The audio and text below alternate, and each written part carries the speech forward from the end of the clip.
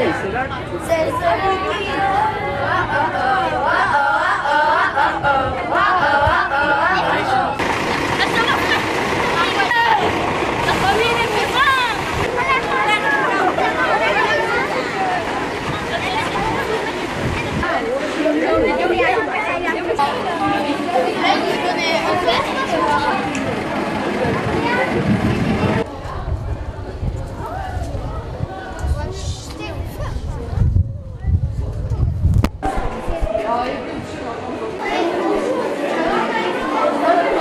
Vous êtes donc à Pézenas, alors est-ce que vous étiez déjà venu avant ou vous connaissiez? Oui. Pas du tout. Oui. Bon, j'imagine que oui quand même, puisque c'est pas très loin de Bessan.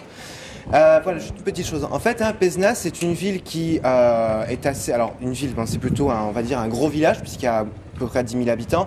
C'est une petite ville, en fait, qui a été très importante au Moyen-Âge, puisque la grande spécialité de Pézenas, d'ailleurs, ça l'est toujours, c'est de vivre de l'artisanat et du commerce.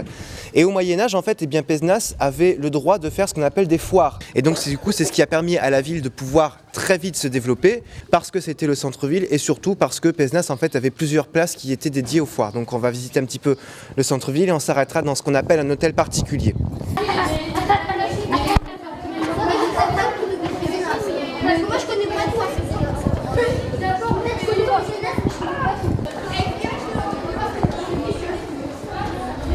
Vas-y, calme un peu. Mettez-vous à l'ombre si vous avez trop chaud. Voilà, alors en fait, je vous disais qu'à Pézenas, bon, bien en fait, les foires au Moyen-Âge étaient très importantes. Ces foires, en fait, étaient censées durer plusieurs jours parce qu'il n'y avait pas que les gens de Pézenas. Et du coup, eh bien, ça permettait donc de vendre les... Enfin, en tout cas, quand on avait ici des choses comme les draps ou comme les vêtements qui étaient faits, eh bien, ça permettait de pouvoir les exporter vers d'autres villes comme Montpellier, comme Béziers ou ailleurs. Donc, c'était vraiment très important, justement, de pouvoir organiser ces foires. Ce qui était important, eh bien, c'est que à Pézenas, vous allez avoir en fait de grandes familles qui vont réussir à vivre du commerce et donc du coup qui vont avoir de grandes et de belles maisons dans la ville de Pézenas et qui vont faire partie en fait de l'équivalent de ce qu'on appelle un conseil municipal. Dès le Moyen-Âge, on va avoir cette maison qu'on va appeler la maison consulaire. En fait, il n'y avait pas encore de maire à l'époque puisque Pézenas c'est une ville où vous avez un seigneur qui dirige cette ville mais qui va quand même laisser aux grands marchands le droit de faire des lois mais aussi de diriger un petit peu les activités du commerce parce que bon, le seigneur avait quand même aussi d'autres choses à faire comme par exemple défendre sa ville et son territoire. Vous allez avoir en fait des grands marchands qui vont être élus dans Pézenas pour pouvoir la diriger. Donc ce sont eux qui vont dire si telle ou telle boutique peut être ouverte. À l'époque, les seules choses qu'on avait pour s'habiller, c'était la laine ou alors on utilisait des plantes comme le lin pour faire des vêtements. Et là en fait dans Pézenas, c'était très important parce que à l'époque, la laine, vous aviez à Pézenas des ateliers à la sortie de la ville qui permettait donc justement, une fois qu'on avait tondu les moutons, de filer la laine. Et donc à partir de là aussi, ce qui est très important, c'est que la laine, normalement, c'est de couleur un petit peu blanc, non? Les moutons, ils sont de couleur, bon, il y en a qui sont noirs, d'autres qui sont blancs. Mais alors, ce qui est très important, c'est qu'au Moyen-Âge, on aime beaucoup les couleurs. Et donc, à partir de là, vous allez aussi avoir dans les villes des ateliers qui sont faits en fait pour colorer cette laine ou ces tissus. Et après, les foires, on vient proposer aussi des choses comme les saucissons, comme des pâtés, ce qui en fait en général un petit peu la renommée des villes. Et la plupart des rues, en fait, vous avez donc des rues qui sont attachées à l'ancien nom lié au commerce. Donc du coup, voilà, pour Pézenas, l'idée c'était d'avoir ici une petite ville avec un seigneur, mais surtout une ville en fait qui a vécu grâce à ces foires et surtout grâce à l'artisanat. Et aujourd'hui, Pézenas, c'est une ville qui est très visitée. Et donc... Alors j'ai une petite question les enfants, est-ce que vous connaissez ces deux personnages? Oui. Alors de ce côté-là, vous savez qui c'est? D'accord, ce qu'il a fait à son époque, c'était mettre en scène un petit peu la société dans laquelle il vivait et il se moquait de certaines personnes. Donc du coup, Molière, c'est un petit peu un auteur qui a écrit des comédies. Alors c'est pas aussi drôle que ce qu'on peut avoir aujourd'hui. Bobby Lapointe, lui, est né à Pézenas.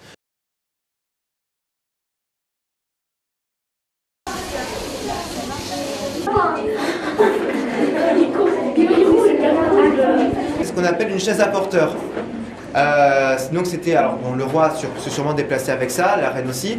En fait, c'était fait pour les gens qui étaient très riches ou à ce qu'on appelait autrefois la grande bourgeoisie, donc c'est-à-dire les marchands très importants des villes. Vous aviez les déchets ou les eaux usées qui circulaient dans le milieu des rues. Alors déjà, quand il fait chaud par exemple, ça sent pas très très bon. Et bien les gens, pour éviter de se salir, avaient recours à donc ce qu'on appelle une chaise à porteur. Il va appeler ses serviteurs pour se faire porter d'un endroit à l'autre. Là, tu en as deux normalement. Voilà.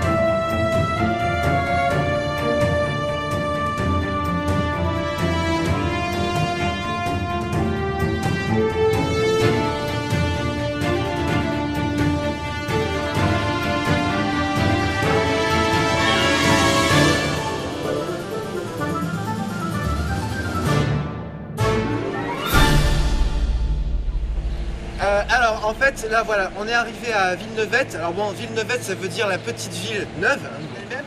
Manufacture, au départ, hein, ça veut dire en fait fait à la main. Et en fait, après, par manufacture, il faut comprendre que, eh bien, on va spécifier là pour Villeneuve que c'était donc spécialisé donc justement dans l'industrie textile. Ça veut dire qu'on fabriquait des draps, des vêtements, et principalement des draps fins, colorés. On avait l'eau qui permettait d'alimenter les usines qui venaient directement du cirque de Mourez. Bon voilà, c'est à la même époque en fait, eh bien, que le canal du Puy va être créé.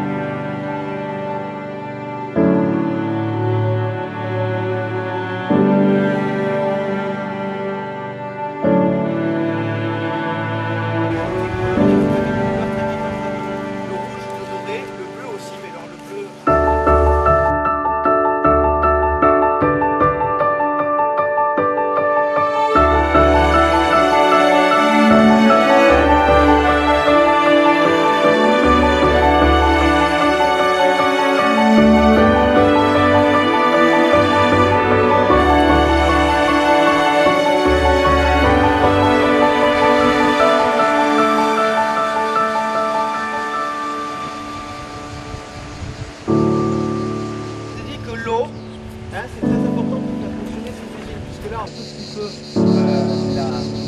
cochon qui aujourd'hui, enfin, la laine, par exemple, des bestioles.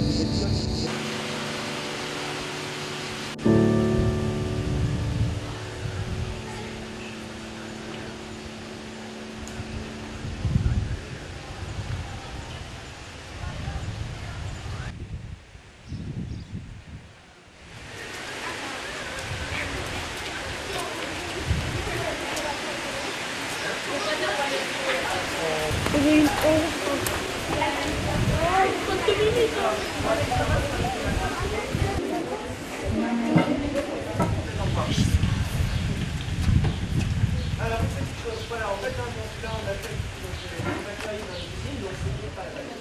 Alors, après, là, ce qui est assez intéressant, c'est que votre exposition de magasin, et là, je suis rapide, parce que du coup, les professionnels du travail jusqu'à la tombée de la nuit. À l'époque, il n'y avait pas de la salle. Là, à l'époque, on commence à travailler quand le soleil se lève, donc ça veut dire que la journée va être très longue, et en général, on s'arrête une fois que le soleil est couché, parce qu'on ne voit plus bien. Donc là, en fait, les gens ils travaillaient avec ce qu'on appelle un métier à tisser. En fait, c'était un grand cadre dans lequel vous aviez donc des fils. À plein de gîtes. Et d'ailleurs, vous aviez environ plus ou moins 300 habitants qui vivaient ici, dans le périmètre qui travaillaient donc dans la manufacture. Et le problème, c'est que les gens continuaient par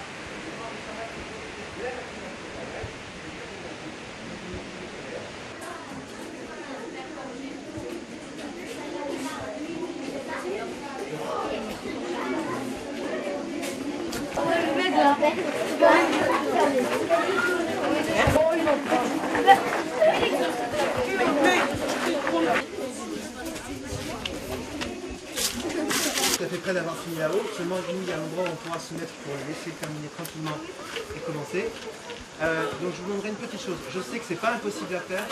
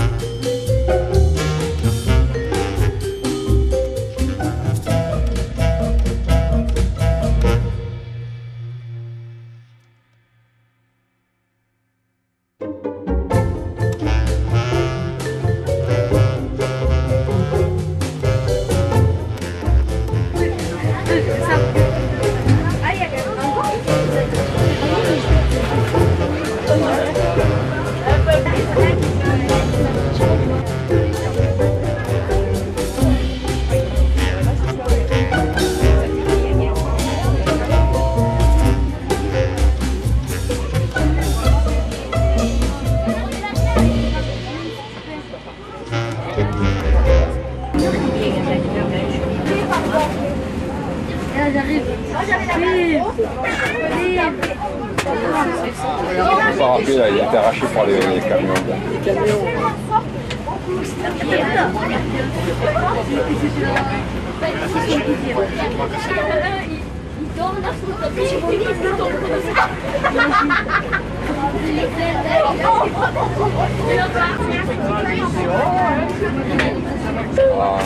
On est à Angola.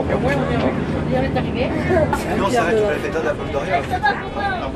Nous, c'est au Belvédère de la pomme d'Orient. Ah, je fais comme Belvédère là. À droite, la bombe Moriole.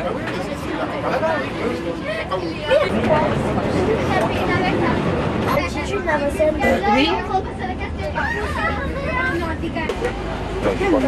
Ah, je suis pas filmé. Voilà.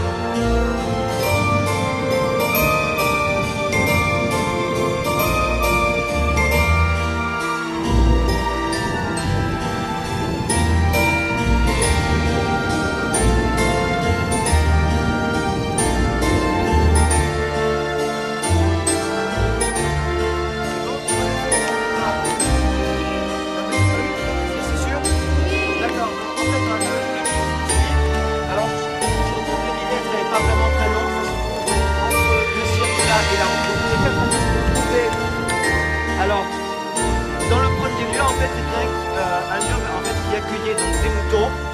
Vous avez des photographies et dedans vous avez une photographie d'une amie exploratrice, donc il faut la trouver. Dans la deuxième, il faut trouver en fait un endroit où les animaux pouvaient venir se désaltérer. Le troisième, ça ressemble en fait à une espèce d'île perdue au milieu d'une vallée avec un petit village à côté. Et le quatrième, trouver en fait quelque chose qui sent fort, sauf quand c'est réfrigéré.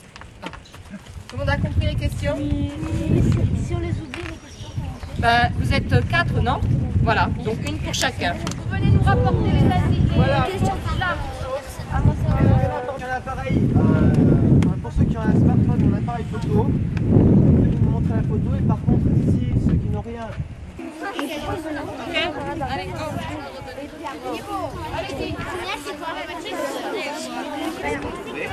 Ensuite, il faut retrouver l'heure pour se désaltérer, donc c'est-à-dire boire. Troisièmement, il faut trouver une île de verdure au milieu d'une vallée à côté d'un village. Et quatrièmement, il faut trouver quelque chose qui sent les pieds, sauf quand c'est réfrigéré.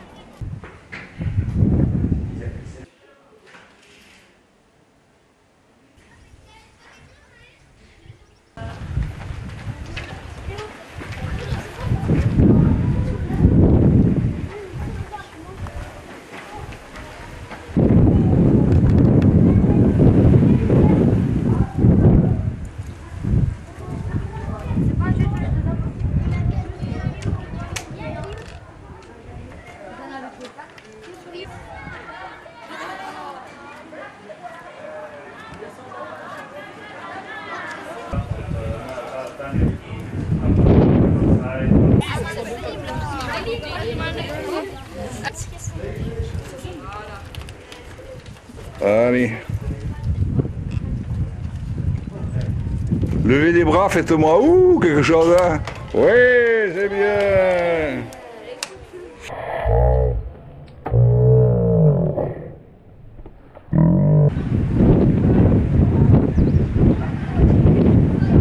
C'est qui l'a gagné? Les plus forts.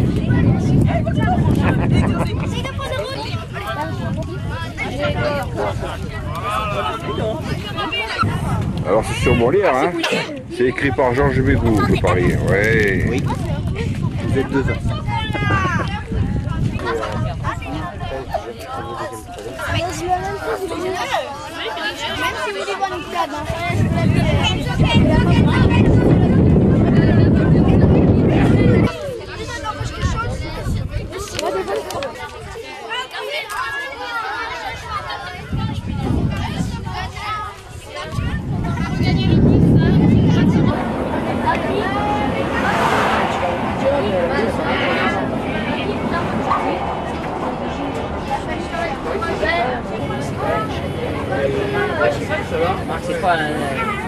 Ah ouais, il y a une vue magnifique. Hein.